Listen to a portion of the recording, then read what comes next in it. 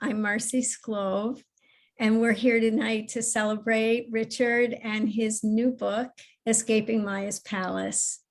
And the format for this evening is going to be that first we're going to look at an interview that Richard and I did a few days ago.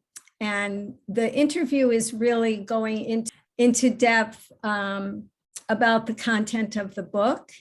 And while that's going on and afterwards, if you have thoughts, comments, questions, please put them in the Q&A.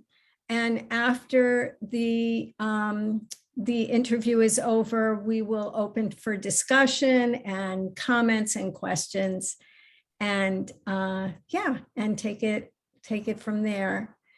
Okay, so let's start the interview. Welcome. Today's a very special day. I'm Marcy Sclove, and I'm sitting with my husband, Richard Sclove, and we are going to be discussing his new book, Escaping Maya's Palace, Decoding an Ancient Myth to Heal the Hidden Madness of Modern Civilization. This book has been a labor of love and intense work for over 10 years.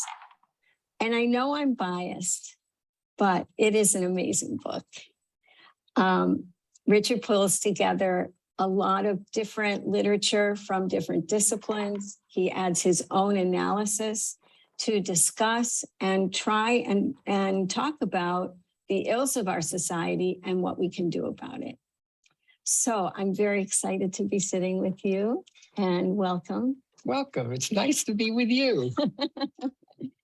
All right. So this first question is very broad, and it's sort of a little bit silly to have you answer it. It doesn't have to be an answer in one sentence. But what's the book about, Richard, dear? What's the book about? The book is about what went wrong with modern civilization over the past few centuries, specifically psychologically, what might have gone wrong. And it comes out of, waking up over the last 50 and 60 years every day and wondering, why is it so nuts? Why do we mess up so much as a species and as a society? And this research has taken me a few hundred years back, and I'm building an argument that's the disruptiveness of the global economy that started to emerge 400 years ago has quietly, without any of us noticing it, altered trajectories of psychological development. So we're somewhat different kinds of people than the kind of people who existed 400 years ago, not just because of the content of the ideas in our minds, but because of the structure and functioning of our minds, that there's been an alteration in psychological development. And it's not particularly advantageous to our well-being or happiness. Sure. But let's start with the big picture, talking about the global situation and what you found in your research regarding, let's just start with capitalism. So what does capitalism do to add to the dysfunction of our inner life and our ability to develop and grow and thrive?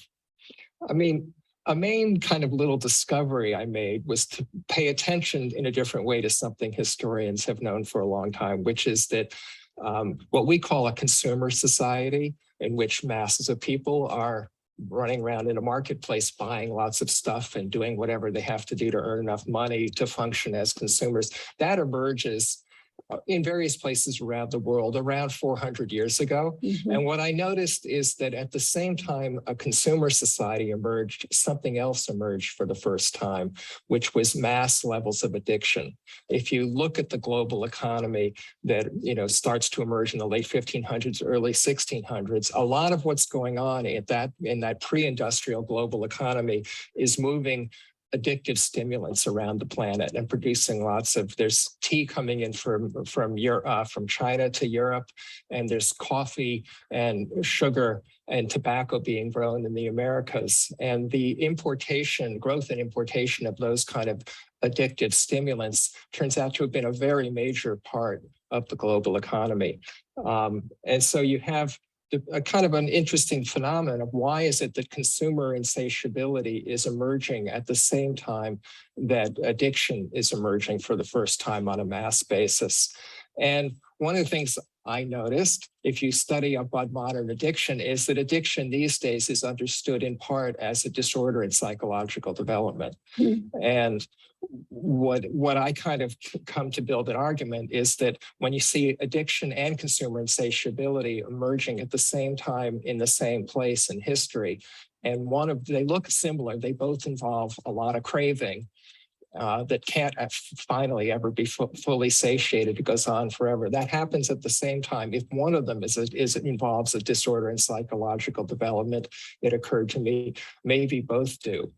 And I build an argument that what's really going on is that the intensity of ego identification, the sense that each of us is a small separate me who's very different from his surroundings or her surroundings and everything else. That sense of being bounded off and separate psychologically, that emerges as a result of the disruptiveness of the global economy and the self-bounding that goes on. The stronger self-boundaries leads to a sense of being cut off and empty inside, and that expresses both in consumer insatiability and in a greater propensity to addiction, which has some interesting implications because if you step back with that says a lot about global capitalism right there, because addiction is a problem. If certain types of addictions are problems. The thing about insatiability also being a product of capitalism is the big story we tell about capitalism is that it's the greatest engine that was ever created for addressing people's wants and needs. It produces lots of stuff. It's the way to satisfy our cravings. And I'm sort of saying, well, actually, it's the opposite of that. That's an illusion because it's not satisfying our cravings. It's creating the psychology that's incapable of being satisfied. Right, right. So the whole economy is based on the need for humans to keep buying stuff. And so if they ever get satisfied, that would destroy the economy. Right. So, right. And because it turns out this intensification of egoic bounding and ego identification is a very sticky type of stage in psychological development because the ego doesn't want to change. It doesn't want to lose to the ego to move beyond strong ego identification into what in the spiritual world is moving into the domain of ego transcendence or towards enlightenment. To the ego, that's a problem because the ego perceives that as death, because it would be annihilation or weakening of the ego. Right. So the economy depends on its ability. The modern economy depends on its ability to stimulate consumer insatiability, which means keeping us developmentally stuck in strong ego identification. It's a kind of a global system that's optimized to make sure that those of us who spend time meditating or doing other things to advance our spiritual or psychological growth, the economy's engineered to make sure it won't work. Right. And even those activities or those paths are co-opted by capitalism. There's that too. and so we're all spending more money on the yoga clothes and on the different kinds of meditation and all of that. Okay, so this is a lot. This is a lot to take in. I want to ask you, you use the term in the book a lot, psychospiritual. And you're getting to some of that in what you've said so far. But can you just sort of say a little more, what does that mean, psychospiritual, as a way of identifying something? Yeah, well, to me, it's just an adjective. When we talk about our psychological development or psychological growth in our culture, when you get to the stage of moving beyond ego identification, we tend to say that's moving in from psychological into spiritual development. Okay. I think it's kind of arbitrary because in reality, we develop this spiritual beings from birth on. I mean, we're evolving. So I just think it's just a way of sort of saying that I'm not distinguishing strongly between psychological and spiritual development. To me, it's kind of an integrated phenomenon. Okay, that's great. And when we talk about the sense of insatiability, you also in the book bring in some other factors, such as how the economy made people move around and the sense of dislocation and the other aspects. Could you talk a little bit about that and then also bring it in again to what is ego identification and how does all of those aspects affect ego identification? Well, it appears to be that it's the disruptiveness of global capitalism, the fact that capitalist growth depends on new products and new businesses constantly emerging and competitively putting out of business other ones, and in the course of that, people's stability of communities gets disrupted. Relationships among people get weaker compared to in previous societies, and that disruptiveness has always been a challenge for people to adjust to. What I'm adding to that is sort of saying that difficulty of adjusting to the turbulence is compounded by the fact that we're shifting and becoming different kinds of people. Mm-hmm. And it's problematic in that the fact that the global economy is built on its ability to sustain our insatiability, that has a bunch of ill effects. I mean, that it means that the disruptiveness is a problem to adjust to. There have always been recognized. It's always been recognized. The general story about we tell ourselves about capitalism. On the one hand, it's great because it delivers the goods. That there's a positive side. A lot of stuff gets produced and distributed. And we understand that there's a downside. There's always been a certain amount of injustice and inequality involved with capitalism. There's the disruptiveness and it's hard for people to adjust to. And nowadays we understand that there's also environmental effects. So there's a downside and an upside. But in general, most people have decided, yeah, but the benefits, getting the goods outweighs it. So we cope with the downside as best we can because we're getting the goodies. My book is kind of shifting that equation because it's saying there's a bit of an illusion about this idea that we're getting the goodies because we're actually never getting contentment. What we're getting is the psychology that means that no matter what we get, we always want something more. We're not capable of contentment. And that begins to shift the balance of how you look at capitalism, because it means that the upside isn't somewhat obviously outweighing the downside if the upside actually means that everybody's psychological and spiritual development's being distorted and stunted. Right. And there's another aspect too of capitalism having so much power, because basically politics and everything else says, well, let the markets decide, that the markets have the power to determine how life goes forward in society. So what you're describing is really another aspect of how that balance is not very equal if at the minimum. No, and the downside is more that I've said. I mean, the downside is partly that our further psychological and spiritual development is stunted. Right. We're prone to addiction. It turns out that this psychological configuration that the market puts us into also makes us much more prone to a lot of other mental and physical ailments. So depression, anxiety, which along with addiction are the big three mental illnesses of our time. They're much more prevalent than they have been in many other societies, as far as we can tell. And with them come also from addiction and depression, you also get suicide and greater propensities to obesity, to diabetes, to heart disease and cancer. It's not that this shift in psychological development is the cause of all that, but it contributes to the incidence of all that. So in terms of the big picture about capitalism, one thing that's different about this critique of capitalism is we're used to the Marxist critique of capitalism, Right. which says that there's winners and losers. This one is different because it's sort of saying actually everybody in certain respects is a loser, because everybody, there are no winners in this game. Everybody's suffering to some extent from the increased prevalence of disease and from the stunting of psychological development, and from the fact that this insatiable psychology is feeding into the global political economic dynamics that lead to the big macro problems, Right. like climate change and the social alienation that leads to the opioid crisis and to the appeal of authoritarian populism. Yeah. It's all Yeah. it's all tied up with generating a psychology which intrinsically makes no sense. We've got an economy that produces all sorts of bad micro and macro, social effects in order to prevent us from evolving further as human beings. I mean, that's why the book is subtitled "The Hidden Madness of Modern Civilization." Sure. Is that we run all sorts of risks in order to prevent something good from happening. Wow, that's right. That's right. So that's a good segue into this question.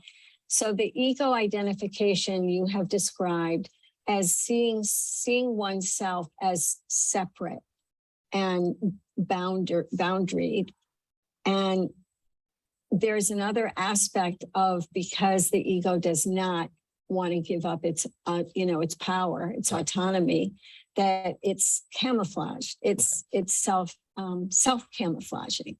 So talk a little bit about that part. Well, I mean, in a way, it's sort of saying that I'm noticing this sort of historical story I tell, where I'm noticing that there's a conjunction of the emergence of consumer insatiability and addiction, and wondering why that happens at the same time. Okay, now I'm losing it. Give me the question again. Oh, sure. That's fine. I know your mind kind of does that sometimes. I digress. That's totally fine. Where I was going with this was this notion of the ego identification and the efforts that the ego puts to protect itself from annihilation, which is what, in a way it looks like that's what this looks like to the ego. So then the question is about how it's self-camouflaged, that this is an issue. Right. And then we can expand on that, how it gets camouflaged and, almost in a prohibition later. But go ahead.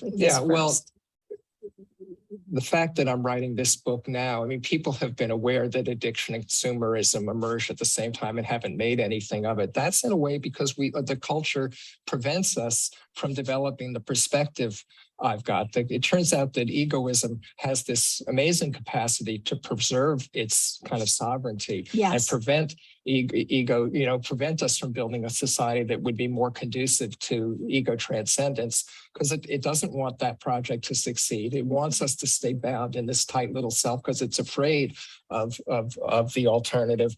And this gets expressed for me most dramatically in the fact that to write this book, I'm taking psychological ideas drawn from Eastern spirituality and using that as a lens for looking at world history and social theory. In modern academia, that's against the law. Right. You're not allowed to take seriously the fact that, lots of academics, most academics self-identify as spiritual. Lots of them take up yoga classes and meditate. But in the classroom, in their research, they are not allowed to admit that it's possible to transcend ego identification. If you do that, it's bad for your career advancement. You're not going to get grants. You're not going to be taken seriously by your colleagues. So basically, there's a taboo against writing a book like this, and it's not an accidental taboo. It's part of the system. It's part of how the ego has protected itself, which means protected anyone from taking on a project like writing this kind of book. Yeah. No, that's really good. And another consequence of the prohibition, like in academia or in any context, is just that then younger people coming up, they don't get a taste of what it looks like to not be in this idea that we are bounded, that we are separate, and you see it you see it everywhere. You see it in the daily news and killings and in wars and all, all of the different aspects of polarization and of authoritarianism. I mean, it's just so, it just expands from the individual to the whole world in such a big way, Wow. Okay, so another thing, so, this is all pretty hard stuff, there's a lot that's wrong. But one of the things I loved about the book was how in the last third of it, you really, it's not just window dressing. You have some really good ideas about how to take the ideas of the book and incorporate them and use them to sort of make a dent on fixing society. So do you want to talk a little bit about that? What are some of the proposals that you put in terms of how we can work on these issues? When I move forward in time from, the history of a few hundred years ago to now, there seem to be three main forces that have converged that lead to this kind of stabilizing, strong ego identification now. The disruptiveness of the global economy is part of it. The inequalities generated by the global capitalism are part of it, because the winners in that case tend to get ego inflated. There's psychological evidence of that. And also the inequality subjects everybody else to more disruptiveness. So inequality, the disruptiveness of capitalism, and it's also compounded by modern technologies, which also have had the effect of distancing people from face-to-face, deep, stable social relationships. There's a certain amount of technological attenuation of stable, rich community relationships and of experiential engagement with the natural world. And this compounds the egoic, the strong bonding in ego identification. It turns out then, if you wanted to soften our ego identification and make us less prone to all the illnesses that come with it and more able of continuing to grow psychologically, you probably want to have an economy that's less disruptive, that's more egalitarian, and where there's a different type of relationship with technology, to opting more for technologies that allow experiential engagement with each other and with the natural world. Well, it turns out, for other reasons having nothing to do with, paying attention to psychological and spiritual growth, lots of progressive organizations are working on these forces that I identify as psychologically problematic. So there are all sorts of groups responding to the turbulence of globalization by promoting more locally self-reliant and resilient economies. And of course, there are all the social justice movements that are working for addressing structural inequalities in society. That means that these groups are sort of addressing social justice or democracy or sustainability, various issues. They aren't thinking about psychological development, but it turns out that the activities and policies they're advancing would accidentally work in the direction of supporting healthier psychological and spiritual development. So it means that the argument, it both means that there's groups out there already advancing the kinds of proposals that look to me like they'd be helpful. And for them, there's an advantage because it means that they could make the argument that, hey, wait a minute, the things we're advancing because we care about social justice or democracy or peace or sustainability, if we did them all in coordination with each other, it would also have a beneficial effect psychologically.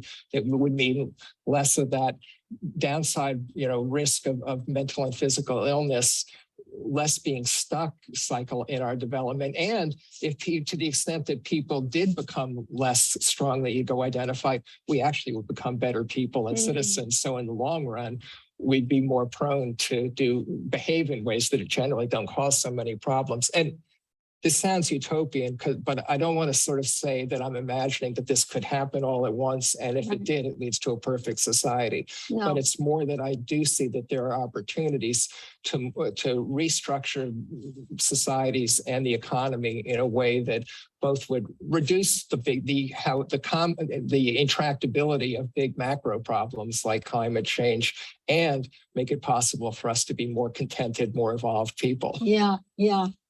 So a practical, step, how to get from here to here, in my mind, is local groups reading the book together who have some common goal of their own, like people working on climate locally, people working on racial and social justice locally, that they read and see how do the ideas of the book touch them, and what do they, respond to, and how can they use some of these things in their work, and also just paying more attention to how, as individuals, let's say working on in a political movement, how can they be kinder to each other and more in relationship, and different ways of bringing these aspects of the bottom line, if we are not separate from each other, bringing that bottom line into that kind of work. So I'll flesh that out just one other dimension, agreeing with all that, but also, I've just talked about the fact that there are lots of groups that are, for other reasons, promoting proposals that I think would be slightly advantageous. Another group of people who might be interested is all of us who are involved with meditation or growth-oriented psychotherapy or anything that's trying to develop more as human beings. It turns out that the world is arranged more than we've understood to make sure that our endeavors aren't going to be successful. Wow. And that means that we have more skin in the game for joining progressive social change movements. They can look on us, if we aren't already in those movements, as a resource they can mobilize and recruit, because we all share skin in the game that we haven't understood. Wow. So there's a way to mobilize new groups of people into new coalitions. Yeah, that's really important. That's really good. Another just little piece I want to come back to is 2 or 3 times you've used the idea of the illusion, the illusion that capitalism is great, other illusions you've alluded to. And just really quickly, without getting into the whole thing, could you say like 2 sentences about Maya's palace? In the story, we didn't want to talk too much about the Mahabharata, but in the story. Well, the psychological lens that I use for doing the critique of the modern world is an ancient myth called the Mahabharata, which is an ancient saga, arguably the longest book ever written. It's several thousand pages long from ancient India, which has a story in which there's a marvelous palace in which the most magnificent palace in the world, in which a very virtuous young king starts to amass a large empire, and then he's tricked or seduced into a gambling match where he gambles away the kingdom and is forced into exile. I unpack that whole story as an illusion, because this magnificent palace actually is an illusion, because he is a king, but he's a king who has become insatiably addicted to, first of all, wanting to amass the world's largest empire, being recognized as king of the world. And he finally slips into a gambling addiction, which causes him to forfeit the whole kingdom. Mm-hmm. But Maya's palace, this magnificent palace, is an illusion, because it looks like a magnificent palace, but it's really a trap in which he's trapped into strong, insatiably craving, egoic identification. And so it becomes a metaphor for the type of global economy we've created. And this illustration is of a kind of decrepit, once beautiful, ornate, very fancy palace that is sort of decrepit, but beyond it, the light is showing through. And there's a mystery, there's a suggestion.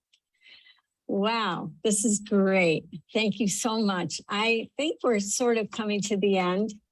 I also just want to put a little plug in, because at the end of the book, there is an interview with the author where a lot of the autobiographical information that got you to this place of writing this, what your own experience has been, which is extremely telling to some of the issues that you're discussing.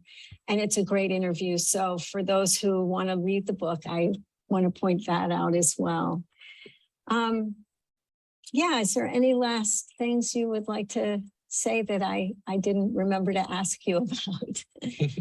No, just, in terms of the autobiography, just that it's a labor of love, but it's also kind of an assignment for the gods, from the gods. I mean, the big projects I've done in my life are things where the gods basically, not in words, but they just, I get the impulse, the intuitive hit, like you're supposed to do this project. So I didn't have a whole lot of choice about it. I know. And something about their message to you sustained you in 10 years of discipline and keeping the flame alive to keep it going. Thank you. Thank you for coming in and doing this. Thank you. It's really fun. And also,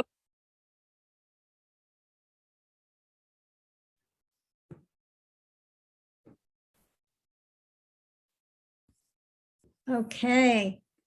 Richard G, there you are. And I ditched the screen that was misbehaving, the misbehaving green screen. Okay. So now we have blurry instead. Well, there we go. That's It's okay. blurry. So there are, let's see. Yeah. Do people have some questions? There's so many nice comments, and there's one comment here. I don't know, Richard, do you know a philosopher named Alain de Botton? I don't know how you say. Je n'ai jamais rencontré cet homme. No. Maybe Charles could correct my pronunciation. So this is a comment saying this philosopher says there is a huge demand for businesses that would really deliver the meaning and satisfaction that humans crave, rather than products that claim to be the real thing. Of course, there are all kinds of spiritual offerings in the marketplace, but do you think we could evolve into a civilization that knows what they truly need and go for that, instead of tricks and treats that pretend you'll be fulfilled by them? Is that a question we're gonna? I'll leave that as a comment. Yeah. That's a question. Yeah, I think so. Somebody did ask a question about a link to the interview that you talk about. The interview's at the back of the book. So if you buy the book, you get the interview, but I'll give you a secret. The interview is also up as a free download on the book's website, and the book's website is down there where my name is right now. escapingmyaspalace.com. You can download the interview there. That's the interview in the back, that's at the back of the book, where I discuss things like what led me to write the book. So someone has raised their hand, Ananta, and I guess we're going to try this. Ananta's in India. I believe Ananta's in India. Let's hear. Namaste. Namaste. Namaste. Namaste, Richard, and good morning, Mercy. And it is a joy to be in both of your very enriching presence. And I'm grateful to Richard and you for the work. And Richard, you engage with modern civilization and addiction and the kind of psycho-spiritual, this psycho-spiritual stalemate that is there, but it is also linked to another crucial issue, the issue of violence, and both violence to self as well as violence to the other. Therefore, in terms of alternative, in fact, the whole challenge of escaping palace is also engage ourselves with both civilizational transition that is being talked about, but also cultivating a new civilization, and that is from violence to non-violence. So I request you to kindly, and your work points in that direction. In a way, illusion and addiction, they contribute to violence. So I request you to kindly link your work also to a very important challenge that how do we cultivate a civilization of non-violence from the entrenched violence of many kinds. And another thing also you hinted at, and that may not have received so much attention, I would have to read the book, is the whole question of colonialism. Because capitalism, you refer to the production of addictive substances and work on these substances like sugar, for example. The economy of sugar is linked to colonialism, as the work of my teacher Sidney Minch, Sweetness and Power suggests. Yeah. Therefore, the whole dimension of colonialism also needs to be engaged. And how do we really move from the illusion and violence of colonialism to different kind of post-colonial realities in self and society, which also points to the challenge of non-violence. Yeah, I do talk in the book I go over some of the history of colonialism because that's intrinsic to the story of early capitalism. I actually don't, I'll be honest, I don't say that much about violence in the book, and it's not because it's not important and that I don't think it's important that a better society has to be a nonviolent society. But it's a big book, it has a huge scope, but it doesn't try to answer everything. And I'm looking at a psychological transition that I'm detecting that's happened over the past several hundred years. When I started doing the research, I looked a lot at whether violence is a product of that transition to more intense ego identification. And I decided it's not clear. Because violence has been there in human history going back millennia. And so I just didn't see that I had something distinctive to add to understanding violence because it predates the transition that I'm talking about. So it's not that it's not important, it's crucial, but my book tries to answer a lot of questions and it does not try to answer every question because I'm not capable of that. Mm-hmm. Thank you. Thank you. Thank you. So that was great. A couple of things. Terry says that she will be taking the idea of using the book in a local reading group in Kauai, which is really exciting. Maybe you can invite Richard to come and give a talk. That's wonderful. There's a question about what are your plans for promoting the book and supporting conversations? I don't know if you want to talk about that right now, but here's another substantive. I can quickly say I've got a couple of publicists. I'm working in social media. I'm writing a couple op-eds. There'll be some radio interviews, but I'm open to other suggestions. Yeah. I don't know any author who likes having to market their book, but somehow we all have to do that. Yeah. So here's a question. You speak of the two forces of capitalism, mass production and addictive consumption. This is also linked to the rise of slavery at the same time to make that production possible. And this obviously has had a profound impact on the modern social and psychological mind. Do you address this? Yes, I do. That is a great observation. When I talk about the fact that prior to industrialization, these addictive stimulants that were coming into Europe, sugar and rum that were coming out of the Caribbean, and coffee coming out of Brazil, and tobacco coming out of the Southern American states. Those were all produced by slaves, and the entire North Atlantic slave economy. Once you get industrialization in the late 1700s, the slave economy, the U.S. slave economy shifts to producing cotton that's going into textile factories. But before that, for 250 years, the first 250 years of capitalism, a lot of what the slaves are doing is growing addictive substances that are catering to the newly emerging addicted Europeans who are being generated by turned out by global capitalism. So the slave economy is born out of responding to the addictive cravings that are coming out of Europe. And it's completely integral to this story. Yeah.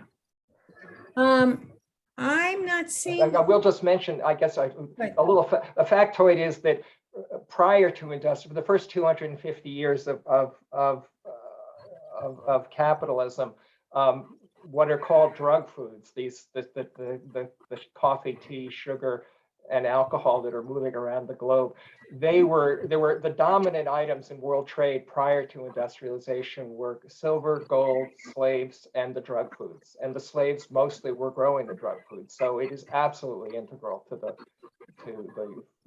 birth of capitalism. Yeah. I'm not seeing a bunch of other questions. I do hear some strange sounds coming. I don't know if that's coming from you.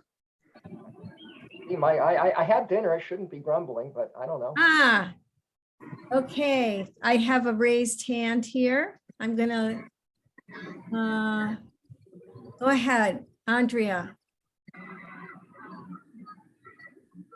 Andrea, did you want to say? Yes. I'm very much looking forward to reading this book. The thing that you talked about, the slave trade, basically from Angola, from parts of Benin and all parts of West Africa, many of these enslaved people brought with them their beliefs. And believe it or not, those beliefs were over almost 8,000 years old. So I'm really fascinated to see from the Eastern perspective, since I did study a lot of Eastern philosophy at one point, to see the combination, because many of us who have joined back and dealt with the religions that we had that were ancient, it changes how we look at the world. It changes how we, we still have people who are doing the same things. But when I go to places like Brazil and other places, I feel an identity and we understand each other, even though we don't speak the same language, the Yoruba or some of the other languages that is spoken. So I think this book is really going to be quite phenomenal, because I think I'm definitely going to promote it. I can't wait to read it. I'm going to get it tomorrow or sometime soon, because I'm fascinated by how you broke this down. But it's good to know that some of us who went back to the ancient things, why we are helped and why we don't go crazy and get anxious about everything, because it is an economy that is based on take it now or else. And then when you move on, then you look up and you're saying, oh, what's the next best thing? And we've instilled children with it and everything. Okay, you had a PlayStation 1, now you need a 2, now you need a 4 or a 5. I mean, all of it is so obvious to many of us, but not to many people. People feel that this is just a brilliant economy, and it really, really is not helpful for anybody's health or addiction. So thank you, Richard, for all the work. I'm looking forward to it. I'm also seeing some people, we've got new attendees arriving late, and if you were interested in knowing what you missed, we're recording the webinar and it'll go up on the book's website. If I'm the webmaster for the book's website. If I'm capable of it technically, this webinar or recording of it will go up on the website tomorrow. If not, it'll get it up there by the day after. Okay, there's a few more things that have come in. Someone is asking, what about technology age and our addiction to technology? That's another very good example. I do talk about addiction to technology as one of the addictions, but also what I'm saying that's a little different. That's a lot of people are aware of that. I'm saying that technologies are among the things we get addicted to, because technologies are also a force along with the economy, various aspects of the economy and other aspects of our society. It alters our psychological development in a way that makes us more prone to addiction. So It's not that we not only become addicted to our modern technologies, but technologies are the things that are contributing to us developing the kind of people who are prone to addictions, whether to technology or to other things. And just so you know, I mean, the extent of addiction, there's one recent peer-reviewed study tried to estimate the extent of what they call maladaptive addiction, meaning addictions that cause people some type of harm to themselves or to others, and estimates that modern Americans, the incidence of addiction is about 47%. That was their best guess. Wow. So it's not a little thing. It's not that everybody's is a heroin addict, but they're saying that half of us have addictions that are unhealthy for us in some way. So Hendrix has her hand up. I'm gonna ask you to be able to speak there. Hendrix, go ahead. Hey guys. Hey. I'm so glad I can catch this, and I have been waiting for this book for very long. I guess you've been waiting for longer, but Hendrix. Oh, okay, cool. Hi. So I am involved with solidarity economy organizing across Massachusetts, and we had a statewide gathering last weekend. It was worker owners from worker co-ops and people from land trusts and time banks and alternative currencies. And we had this interesting conversation about what is solidarity economy, and if it's because I guess I'm curious, you guys are using this term economy, and we can look at an economy as a set of practices or as like an overarching framework where there's even economic infrastructure that supports, you know, certain types of behavior, or looking at an economy as, well, in the case of solidarity economy, as a culture and a way of being and a way of relating to each other, a way of changing our economic relationships to ones grounded in solidarity rather than ones grounded in, you know, profit maximization and individualism.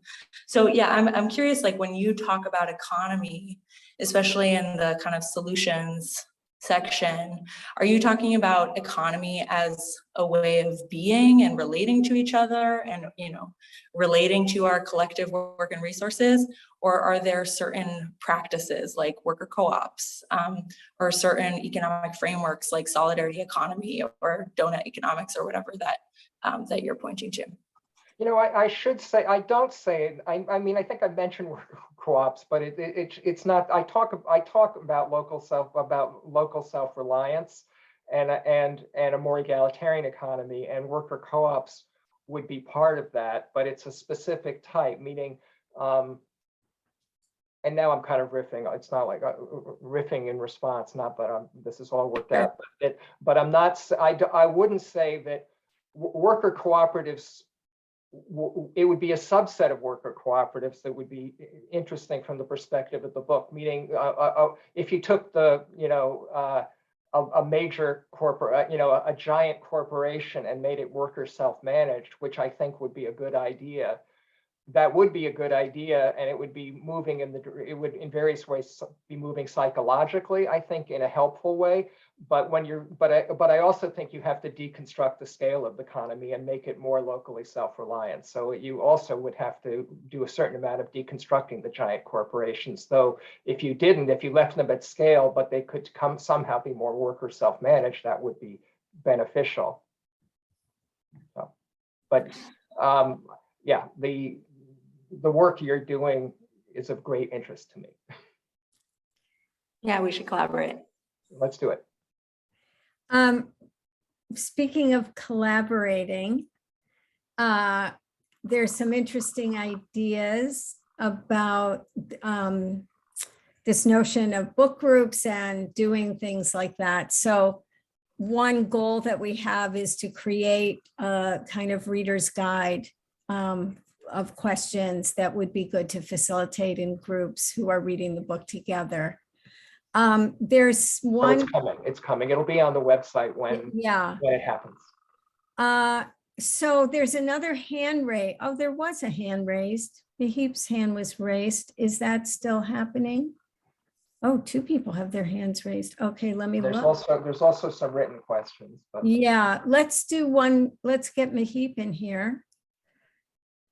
Go ahead. Oh, did I allow you? Okay, here, wait. Hold on. Yeah, go ahead, Mahip. You can hear me? Yeah, yes. we can hear you. Nice. Hi. Hi. So nice to see both of you. Congratulations, Richard. This is amazing. I'm really excited to be here. Okay, my question is more about, let's say there are two questions in this, so I'll combine them, but it's more about because I'm a psychologist. I see people in mental health, so it's coming from that kind of perspective. My question is, how was your experience while you were writing the book for the last several years, psychologically and spiritually? What happened to you when you were writing the book? So that's more personal. And then the attached question is how, like you talk about ego transcendence in the book, how do you feel that this reading this book would benefit the reader in some way to transcend their ego or develop on their spiritual journey? Will that be helpful? Because I know that's super helpful in mental health perspective. So I'm just curious, will this book be helpful in that way also? Okay, this is because I'm over in my late 60s. 2 questions is probably one more than if you saw me in the interview, forget a single question. Now I have to remember 2 questions. So I'll rely on you or Marcy to help me out when I forget. Sure. So the first one is, how did the book affect me psychologically? And And spiritually. spiritually. Well, working on the book was there's a type of spiritual practice called dhyana, which is sort of engaging with spiritual texts. So it was a spiritual practice, working with the Mahabharata, the text I use as my psychological and spiritual lens. And it had a transformative effect on me, which I think is intended with such books, meaning that I came up with a different interpretation of the Mahabharata than is common. And it was the Mahabharata that helped me do that. Meaning I found that as I was starting to study the Mahabharata, it put me into an altered state of consciousness. And in that altered state of consciousness, the text revealed itself in new ways. And so it was definitely that's just a little one part of it, but working on the book was psychologically transformative for me. As to how the book might, okay, question 2, I think I'm remembering it, how it might affect other people's psychological and spiritual development. I mean, it's not a classical spiritual book in the sense it's not how to do spiritual practice. There's none of that. And it's not 10 steps to a better you. It's a book it's a work in social theory and world history and how to make the world better. I do think it would, it might have a psychological or spiritual effect on people, but in any case, it might inspire people who are already spiritually inclined to get more involved in certain types of social change activities, because it turns out they're necessary to the efficacy of our practices. So that's, maybe, I don't know if that's a sufficient answer, but that's a part of an answer. That's a great answer. Thank you so much. Thank you, Mahip. So there's a couple of different questions that kind of relate to young people.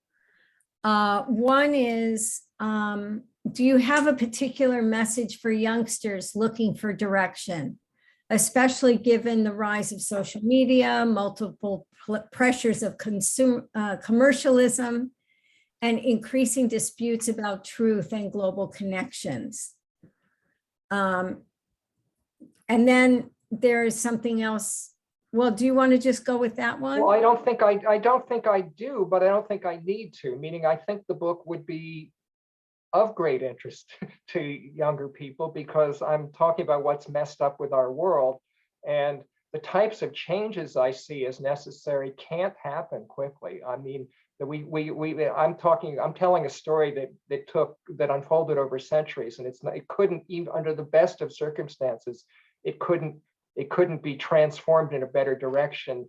It's a project of decades, not a project of months or years or weeks. And so in a sense, it matters. The book, I think, should matter the most to more to young people because they're going to be there through this period that, you know, if humanity's going to dig itself out of the hole we're busy digging ourselves into so deeply, it's young people who are going to do it, and it's not going to happen fast. It's going to be a gradual process. So I think the book intrinsically, you know, it's not age stratified, but I would imagine it would work just fine the way it is for younger people. Also about the youth, here's another one. There are many public schools who incorporate yoga and meditation within the typical school day. Is there any way to socialize our next generation of students into ways of thinking that move them away from ego identification? For a larger shift to occur in our collective global consciousness, it seems that this is something that needs to be taught early on. Yeah, I think that the movement towards, you know, including yoga and meditation in schools is significant. And I've worked for the Center for, you know, Contemplative Mind and Society where that was their project. But I would say that in general, that type of instruction needs to be broadened, because the original purpose of, I mean, the spiritual practices that are now being introduced in schools, it's usually for improving, you know, creating serenity and making people have better focus and more effective as, you know, performance. But that wasn't the purpose of these practices originally. The purposes were to help people evolve psychospiritually. But it was always, these practices were always taught along with spiritual ethics. Ethical instruction was integral to learning contemplative practice. You were, in fact, in Patanjali's yoga, you're taught you have to practice ethics before they'll teach you meditation. And so I think, and part of the message in my book is that the spiritual ethics has to be broadened to take into account that we live in a more complex society than the ones several thousand years ago where the contemplative practices were developed. And in this world in which we're influenced by forces that are at the global scale, if those forces are working against our psychological and spiritual development, then we have to take that into account in our social engagement. And so I would say that when you're teaching, you know, contemplative practice in school, you should be integrating a kind of global ethical instruction into that. That would be integral to it, or it's going to be selling short what those practices are capable of and what's required for them to be effective. So this question is more in the details of the Mahabharata, but before I ask it, I just want to say it's after 9 and we can continue. There's no limit here, but for those who might find that it's time to go do something else or might be your bedtime, I just wanted to say that if you buy a book and you have a chance to write a review wherever you know, online or whatever, it's really helpful in the world of algorithms and all of that to write a review. So yeah, if you review it on Amazon or review it on Goodreads or on other book blog sites, yeah. I am told, somebody asked me earlier about what the marketing strategy is. That's a way people can help me. Apparently. Yeah, that's a good way. And the other thing is, I've heard that some people have ordered their books and they haven't arrived. And there was a thing about pre-ordering, but the book launch was from today. And so for you who have tried to buy the book online prior to today, you still might have to wait a little while. So that's, there's a glitch from that. If you order the book now from Amazon, which is not necessarily where you should, but if you ordered it on Amazon and you're an Amazon Prime member, you will get it in 2 days. But if you ordered it from Amazon 2 days ago, for peculiar Amazon reasons, you may not get the book for another 10 days or so. So I just, okay. And there's a good suggestion to ask libraries to buy it, public libraries. That's a great idea. Thank you for that. So there is a question about the Mahabharata, and the question is, does the Mahabharata talk about addiction? And if so, what does it say? Well, it's a long answer, so you might want to try and cut that. Yeah, I mean, I won't try to give a long answer. The Mahabharata, I mean, there's the pivotal scene that I dissect in the Mahabharata is about a gambling addiction. People who know the story of the Mahabharata, it's when a young king named Yudhishthira develops a ferocious gambling addiction, but for exactly 2 days. It's only 2 days, and so really when I'm decoding or the Mahabharata, it's unpacking what's up. Why does he inexplicably become an addict, but only for 2 days? And I don't have time tonight to answer that, but I think I answer it in a pretty interesting way in the book that you will enjoy. And we have someone whose hand is raised. It's our dear friend Langdon Winter. And I'm trying to get to him so I can, there we go. Go ahead. Hi, Langdon. Can you hear? Can you speak? Mute. There we go. Can you hear me now? Yes. Hi. I'm sorry to be late. I was at a town meeting. It may be, since I missed a lot of the conversation, that my question will be the one that you've already addressed. But thinking about your book and the moment in history when it's being published, we're facing two huge relevant crises. One is the pending collapse of the global economy in what appears to be likely a horrendous recession. And the other is the increasing attention, especially in the United States, but also around the world, of the what's often called these days the crisis of democracy and the rise of authoritarianism. So what my question is basically, as you gain attention and your book gets out there, you're likely to run into thinkers and journalists who point to these two crises that are now upon us. And so the question might be, how do you look at the argument and message in your book in light of these very dark forces? Well, by the way, just so other people know, the person speaking, Langdon Winter, was is a political professor, a retired professor of political philosophy. He was one of my professors 45 years ago, and is also one of the two people on this call, 2 or 3 people on this webinar who has actually read the book. Because he had an advanced copy and blurbed it for me.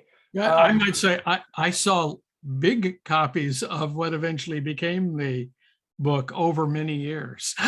The manuscript It got smaller and smaller. It did, yeah. I mean, I would say the coming recession, the rise of authoritarianism, and you might as well mention climate change while you're at it, because that's not going away. I mean, the book I think has a lot to say to that. I mean, it certainly has. I think that the global disruptiveness that I think contributes to distorting our psychospiritual development also has the effect of leading to the rise of authoritarian populism, and the disruptiveness of the recession just underscores. I mean, in my story about the psychological effect of capitalism is it has more or less the same adverse effect on our psychological development, whether it's going great or it's going badly. Because when it's going great, meaning GDP is soaring, then it's hyper disruptive, and the rise of authoritarian populism in this country is coming out of economic success, not out of economic failure. It's regional decline caused by global economic expansion. So when the economy's going rip roaring, you get these adverse effects on our psychological development. And when it tanks, as it's about to, the same thing happens. It's heads our psychological. We become more ego identified. Tails, we become more ego identified. It's we have to move into a structurally different type of economy that's not prone to these business cycles.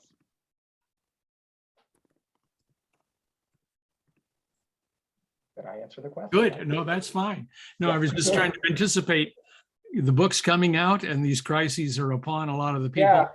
that are going to be reading it, and they might say, well, what now? I mean, the first op-ed I've drafted an op-ed. We're shopping it now, and it's about globalization. And I'm sort of saying, look, there are various forces right now that are moving in the direction of dismantling globalization, and that can be done. That can be seen as a bad thing. And I'm saying, and I say, actually, in the op-ed, actually, deglobalization could be a bad or a good thing if it was done if it would take advantage of as an opportunity to create more locally self-reliant, solidaristic economic arrangements. Then deglobalization would be exactly what we should be doing. Good. Thanks, Langdon. Thanks for coming. There's Thanks another. for a lot of things. Thanks for a lot of things, right? Including that wedding gift you gave us that's hanging in the kitchen. Wonderful. Thank you. So Lenore has her hand up. We should wind down at some point. Yeah, we will. There's also one more interesting question after Lenore. Oh, maybe two. Okay, Lenore. Lenore makes a good suggestion. I like her suggestion. Yeah. Go ahead, Lenore. Hi, guys. Hi. I won't proclaim my love to you at the moment. That would take much too long. But And it would be so inappropriate. so inappropriate. I am always inappropriate. Langdon's question made me affirmed for me even more how effective I think it is to take a timeless tale like the Mahabharata in this time, because it zooms out, and yes, as he was saying, there are these multiple crises at this time, but you can't have perspective by digging into the wormhole of the crises. You have to zoom out to see a bigger picture. And so it's fascinating to me that you are delivering this message at in such a timely way with a timeless message. And I think that a lot of parts of society are really ripe for this. I know in the circles I travel in the mental health profession, in the trauma field, that finally is embracing marrying ancient wisdom with modern neuroscience, in understanding Buddhist principles in psychology, the climate and environmental movements, regenerative movements that are focusing on the ills of capitalism and colonialism and economies. Like the circles I travel in are looking at these connections, and I think would be very intrigued by the way that your book synthesizes all of that. So I am also really excited to promote it and share it and have a book group about it, and yay. Well, thank you. And I see you wrote a suggestion in the Q&A that says, might you develop a section on your book website with an evolving list of organizations and initiatives aligned with principles of the book? And that's a good suggestion. I'll look into that. Good. And you answered my other question about book groups earlier. So yeah. So there's I think we should wind down now.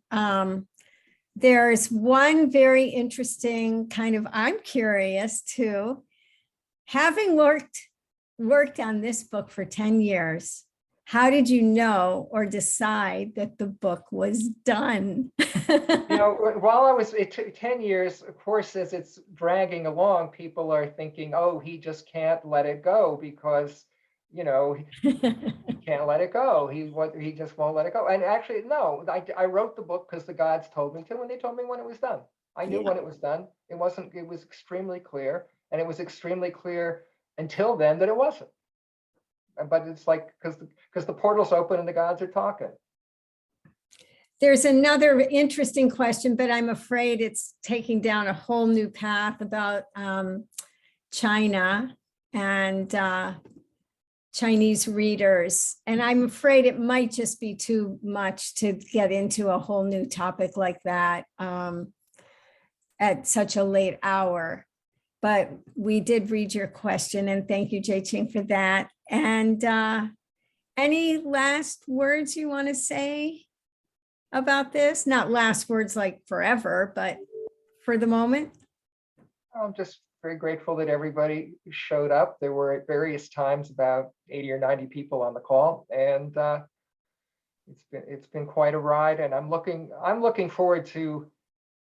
It's not, some people have already asked me, well, what's it like to be done? It doesn't feel done yet because I had to move from writing the book to, the final edits, to working on an audio book, to working on a website, to now marketing the book. But it also isn't, and the first moment when it became real to me was when I got an advance copy a few months ago. So that it starts to become real, but it'll become a lot more real to me when some people have read it and I get to talk about it with people who've read it. So I'm really looking forward to that. Wonderful. Thank you. Thank you all so I'd much. like to thank Marcy and in the background, Rachel Eit, who is Thanks, Rachel. our techno guru, and thank you. You both did good. for arranging this. You did great. Okay. Okay, everyone. Good night. Take good Bye-bye. care.